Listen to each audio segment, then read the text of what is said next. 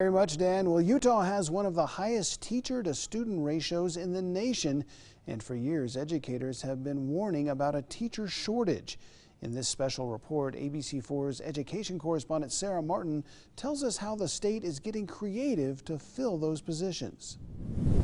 For most jobs, you need a degree in the field, but that's no longer true for K-12 educators. Do I have someone willing to come up and talk us through, Eleanor?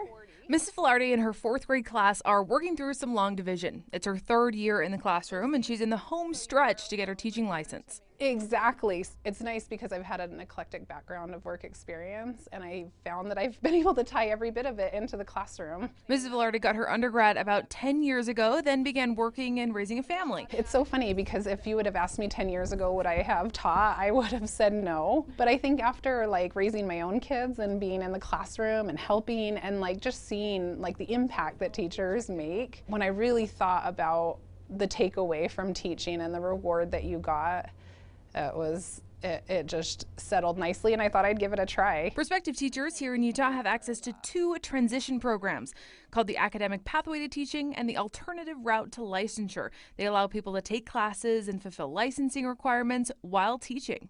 I couldn't take time off from work to do student teaching, and this was the perfect in-between where I could get paid and not lose that time at work and be working towards my license. We're talking about competencies rather than seat time. Quite frankly, the traditional model of a bachelor's degree in education doesn't supply the volume of teachers that we need to keep up with the state population and retirement and all of those aspects of human capital management. Before stepping foot in a classroom, these career changers pass the Praxis test, the same test someone with an undergrad in education would take.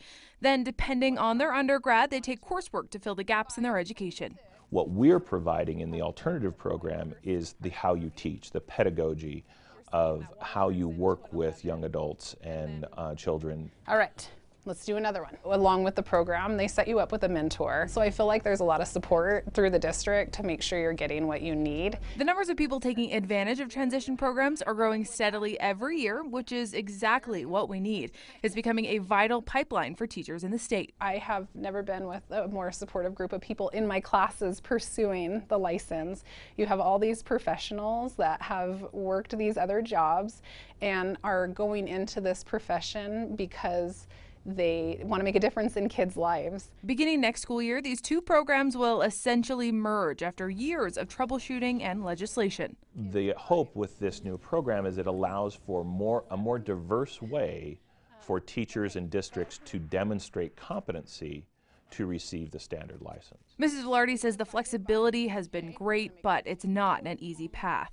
If I were someone that was 23 or 24, this would be a really tough route. But for someone that has lived a little bit of life and has perspective on life and has a little bit of grit to get through those days, it has to be something that passion does burn and you do find that joy and that intrinsic value in your job. Awesome. Find out how to take advantage of these new programs on our website, abc4.com.